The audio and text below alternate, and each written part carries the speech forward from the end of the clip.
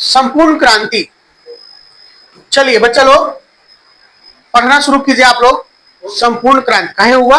संपूर्ण क्रांति। हाँ चलिए जल्दी। बिहार प्रदेश छात्र संगठन समिति के मेरे युवक साथियों, बिहार प्रदेश के असंख्य नागरिक भाइयों और बहनों, अभी अभी रेणु जी ने जो कविता पढ़ी, अनुरोध तो वास्तव में उनका था, सुनना तो वह चाहते थे। मुझसे पूछा गया कि वह कविता सुना दे या नहीं। मैंने तस्वीर स्वीकार किया, लेकिन उसने बहुत सारी समस्या और अभी हाल की बहुत दुखद स्मृति को जागृत कर दिया। इससे हृदय भर उठा है। आपको शायद मालूम ना होगा कि जब मैं बेंगलोर अस्पताल के लिए रवाना हुआ था, तो जाते समय मद्रास में 2 दिन अपने मित्र की श्री ईश्वर अय्यर के साथ रुका था। वहाँ दिनकर भी गंगा बाबू मिलने आए थे, बल्कि गंगा बाबू तो साथ ही रहते थे, और दिनकर भी जी बड़े प्रसन्न दिखे। उन्होंने अभी हाल की अपनी कुछ कविताएं सुनाई और मुझसे कहा कि आपने जो आंदोलन शुरू किया है, इतनी मेरी आशाएं आपसे लगी थी, उन सबकी पूर्ति आपके इस आंदोलन में, इस नए आवाहन में देश के तरुणों का आपने जो किया है, मैं देखता हूँ। तालियां हरगिज न बताइए, मेरी बात चुपचाप सुनिए। देखिए यहाँ पर क्या है बच्चे लोग, यहाँ पर भाषण शुरू हो गया है। बिहार प्रदेश छात्र संघ समिति से इन्होंने शुरू किया है, और बाकी जैसा आप पढ़ रहे हैं बस एक भाषण चल रहा है, भाषण को समझना है, ठीक है। इसलिए आप लोग उसे पढ़वा रहे हैं। यहाँ पर क्या है, सबसे पहली बात की अभी अभी रेणु जी कविता पढ़ी, यानी रेणु जी वहां पर मौजूद हैं, कविता पढ़ रही हैं, और ये कविता सुना दे या नहीं ऐसे करके ये बात कर रहे हैं। वहां पर सभी को संबोधित कर रहे हैं। कौन? जयप्रकाश नारायण खड़े हैं स्टेज पर, और बहुत भीड़ लगा हुआ है, छात्र लोगों का, नौजवान लोगों का, नवयुवक संघ का, सबका। और वही कह रहे हैं कि वो क्या कर रहे हैं, हृदय भर उठा है ये देखने के बाद। बहुत सारी स्मृति उनके मन में है।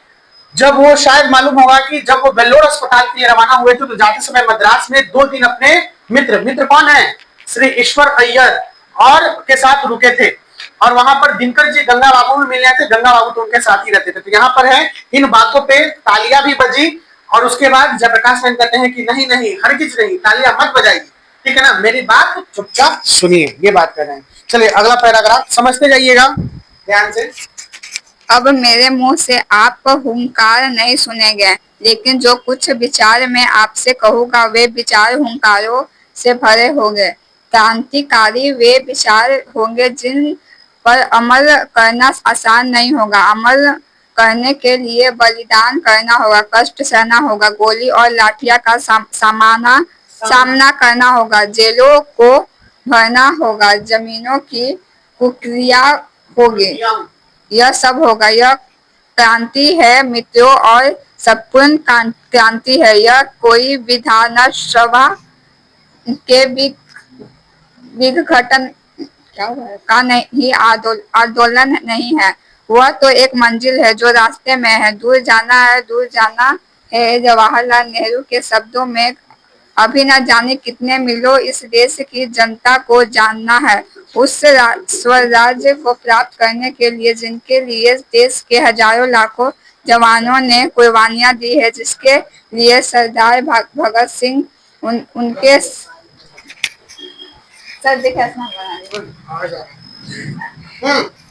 आगे पढ़ो। साथी या तो फांसी पर लटकाए गए, जिस स्वराज के लिए लाखों लाख देश की जनता बार बार जेलों को भरती रही है, लेकिन आज 28 वर्ष के बाद का जो स्वर राज्य है, उसमें जनता कराह रही है। भूख है, महंगाई है, भ्रष्टाचार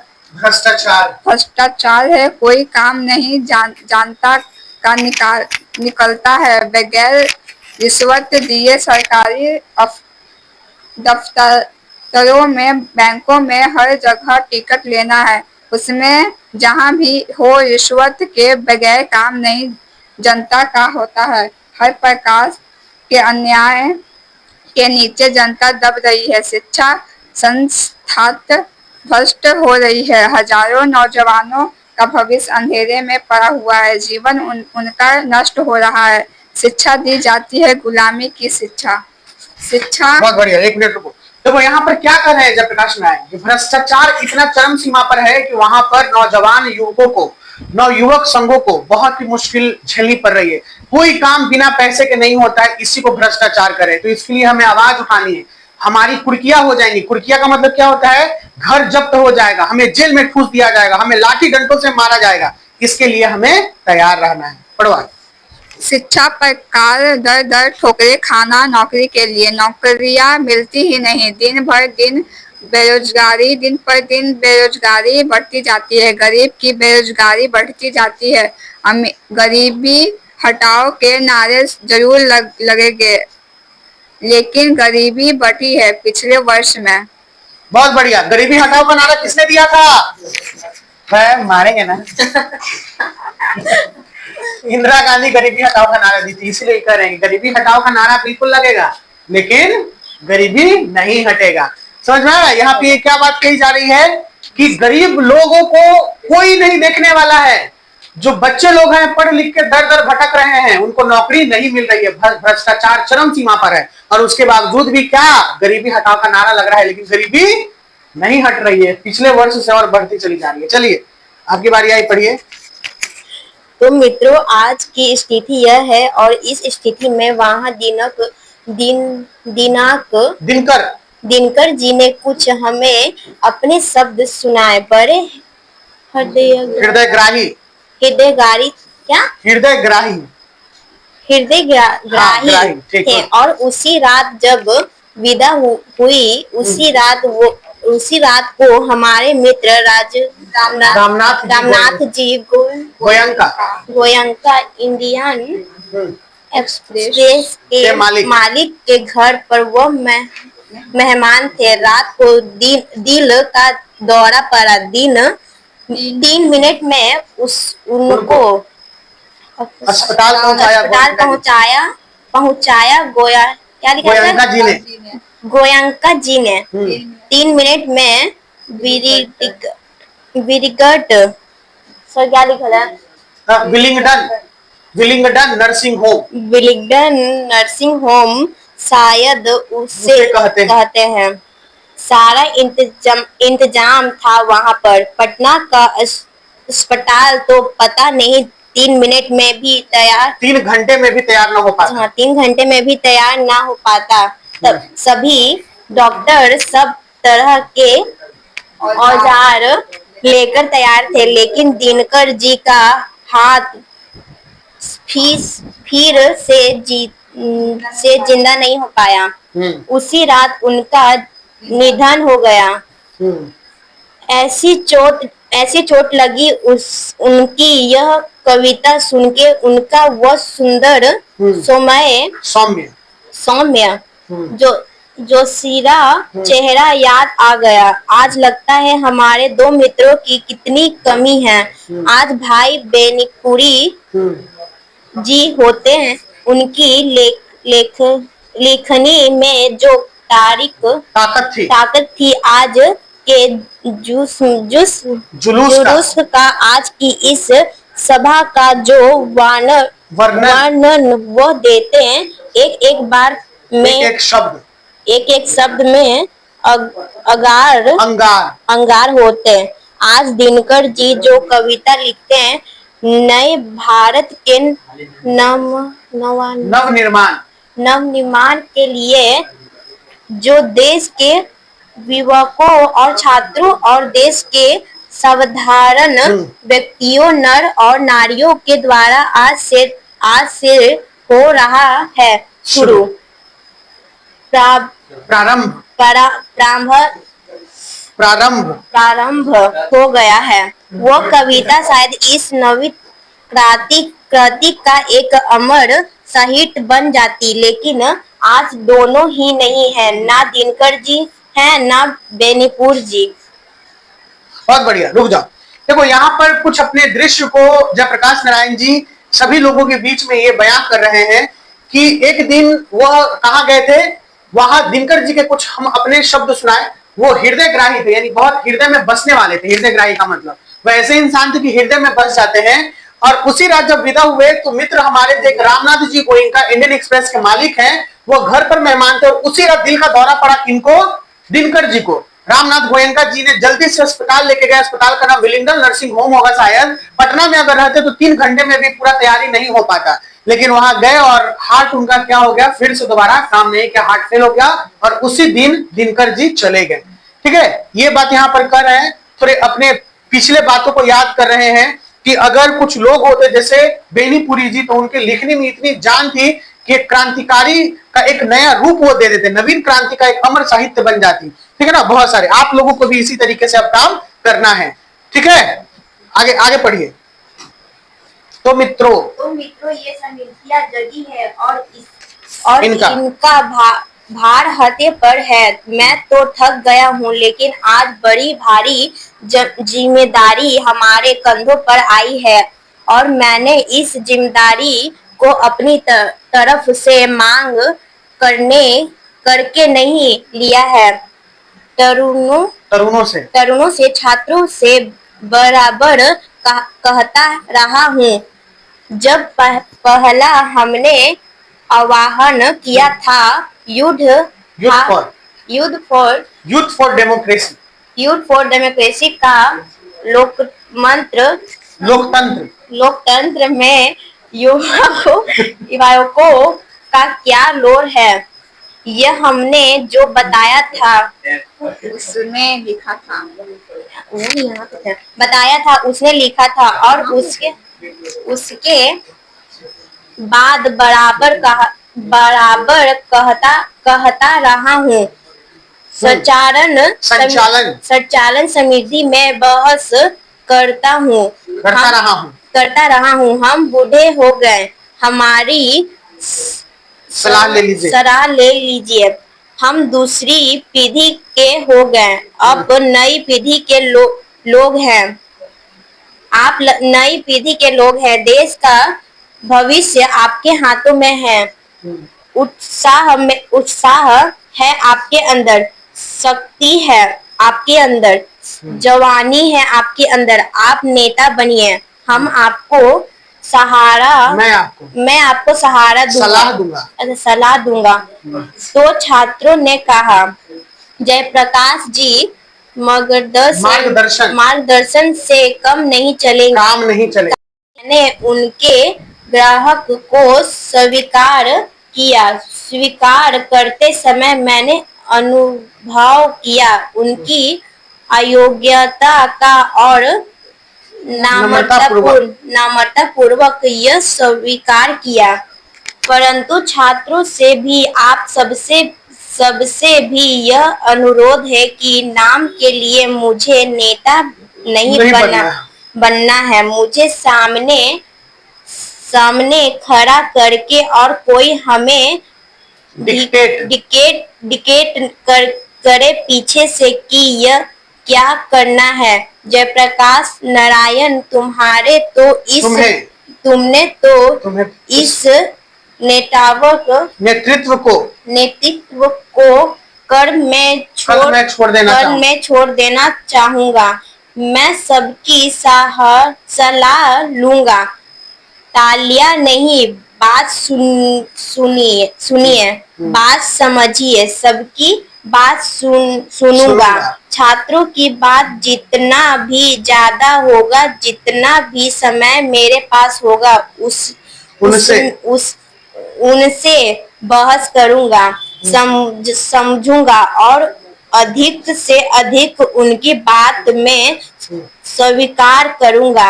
आपकी बात स्वीकार करूंगा। जन संघर्ष समितियों की, लेकिन फैसला मेरा होगा। इस फैसला को इनको मानना होगा और आपको मानना होगा। तब तो इस नेतृत्व का कोई मतलब है। तब यह क्रांति सफल हो सकती है और नहीं तो आपस के झगड़ों आपस के झगड़ों में, बहसों में पता नहीं कि हम किधर किधर बिखर जाएंगे और क्या नतीजा नतीजा निकलेगा। बहुत बढ़िया, रुक जाओ। देखिए यहाँ पर जब प्रकाश नारायण कर रहे हैं कि छात्र लोगों के संबोधन पर, छात्र लोगों के मनाने के बाद वो नेता बने। उनको नेता नहीं बनना था, लेकिन उनके आग्रह पर वो कह रहे थे कि तुम लोग नौजवान हो, तुम लोग आगे बढ़ो, मैं तुम्हें मार्गदर्शन करूंगा। छात्र लोगों ने कहा मार्गदर्शन से काम नहीं चलेगा, जयप्रकाश नारायण जी आप हमारे नेता हैं और आप ही हमारे नेता बनिए, और ऐसे काम नहीं चलेगा। फिर जयप्रकाश नारायण जी ने उनका आग्रह माना और वही कह रहे थे कि कैसे काम करना है, कैसे हम लोग को आगे बढ़ना है, ठीक है ना। जन आंदोलन का जो जन लोगों का, जो भी आप लोग हैं, सबका बात मानूंगा, सबका बात सुनूंगा, लेकिन लास्ट में मैं जो निर्णय लूंगा वही निर्णय मान्य होगा। ठीक है, चलिए पढ़िए आगे। एक पॉइंट और है ना। बहुत दिन सार्वजनिक जीवन में हूँ। 1981 में जनवरी के 1921, 81 नहीं, 1921। खाना खा के नहीं आया है?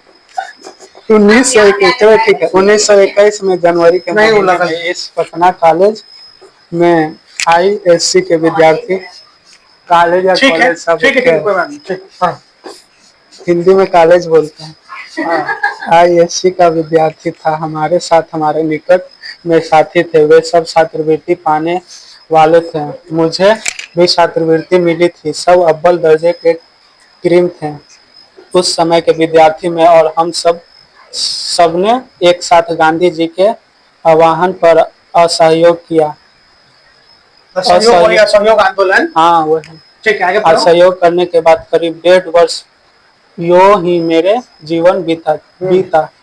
चूंकि मैं साइंस का विद्यार्थी था तो राजेंद्र बाबू के सचिव या मंत्री या मित्र या जो कहिए मथुरा बाबू, उनके जमा माता बाबू फुलदेव सहाय वर्मा थे। उसके पास भेज दिया गया कि फुलदेव बाबू के साथ रहो और उनके लेबोरेटरी के उसकी प्रयोगशाला में कुछ प्रयोग करो और उससे कुछ सीखो। महामना मदन मोहन मालवीय जी के लिए मेरे हृदय में पूजा का भाव है, परंतु हिंदू विश्वविद्यालय में भी दाखिल होने के लिए मैं तैयार नहीं था, क्योंकि सरकारी एड मदद विश्वविद्यालय को मिली थी। स्वतंत्र नहीं था, वह पूर्ण रूप से राष्ट्रीय विद्यालय नहीं था, तो मैं किसी विद्यालय में नहीं गया। वहीं बिहार विद्यापीठ, अच्छा जी, बिहार विद्यापीठ में मैंने परीक्षा दी। ISC की पास तो करना ही था, पास कर गया। उसके बाद बचपन में जब हाई स्कूल में था, मैं स्वामी सत्यदेव के भाषण सुने थे। अमेरिका के बारे में कोई धनी घर का नहीं हूँ, थोड़ी सी खेती और पिताजी नहर विभाग में जिलादार, बाद में रेवेन्यू असिस्टेंट हूँ। नॉन गजेटेड अफसर थे, नॉन गजेटेड अफसर। हाँ, कहाँ थे बतलाऊंगे। उनकी हैसियत नहीं थी कि वह मुझे अमेरिका भेजे, तो मैंने सुना था कि अमेरिका में मजदूरी करके लड़के पढ़ सकते हैं। मेरी इच्छा थी कि आगे बढ़ना है। मुझे आंदोलन के गिराव पर आ गया है, चढ़ाव पर था, उतर चुका है। इस बीच अमेरिका के कुछ शिक्षा प्राप्त करके आ जाऊं, इसीलिए अमेरिका गया। कुछ लोग हैं जो हमारे पता नहीं कि उन्हें किस नाम से पुकारूं। मुझे आज वर्षों से गालियां देते रहे हैं। कितने गालियां मुझे दी गई है। चूंकि अमेरिका में मैंने पढ़ा, इसीलिए मैं अमेरिका का दलाल बना हूँ। निक्सन को दे दो तार, जयप्रकाश की हो गई है हार, ये नारे लगाएं। देखिए, अमेरिका का दलाल किसे बोला गया? जयप्रकाश नारायण को। और इनके ऊपर कौन सा नारा बोला गया? निक्सन को दे दो तार, जयप्रकाश की हो गई हार। जयप्रकाश नारायण अपने पीछे के स्मृतियों को याद करते हुए वो अपने बचपन से कैसे बढ़े हैं वैसे जिंदगी बताए। गांधी जी के आह्वान पर उन्होंने असहयोग किया। उनके जितने भी दोस्त क्रीम लोग थे सब पढ़ने में अच्छे थे। ISC के बारे में बताया कि ISC का उन्होंने परीक्षा पास की, पास तो करना ही था। वो एक जो कॉलेज में बताया गया उसके बारे में वो नहीं गए क्योंकि वो पूर्ण रूप से सरकारी नहीं था। फिर उसके बाद मदन मोहन मालवीय महामना के बारे में बात कर रहे हैं कि वो मेरे हृदय में है, मैं उनकी पूजा करता हूँ। इस तरीके से ये बातों को कर रहे हैं। तो उसको अगला पॉइंट पढ़ेगा, उसके बाद क्लास ऑफ कर देंगे। पढ़ो, कल ये चैप्टर कंप्लीट हो जाएगा आप लोग। मित्रों, अमेरिका में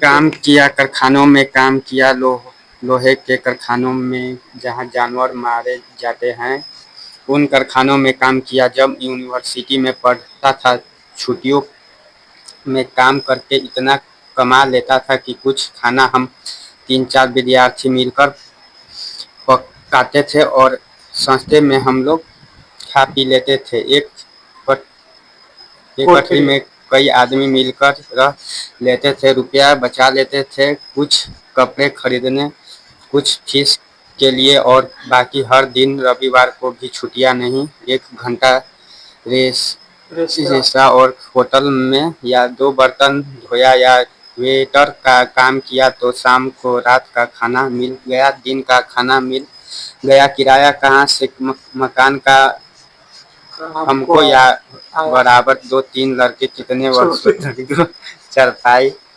नहीं थी, कमरे में एक चारपाई पर मैं और कहीं न कोई अमेरिकन लड़का रहता था। हम दोनों साथ सोते थे, एक रजाई हमारी होती थी और इस गरीबी में पढ़ता हूँ।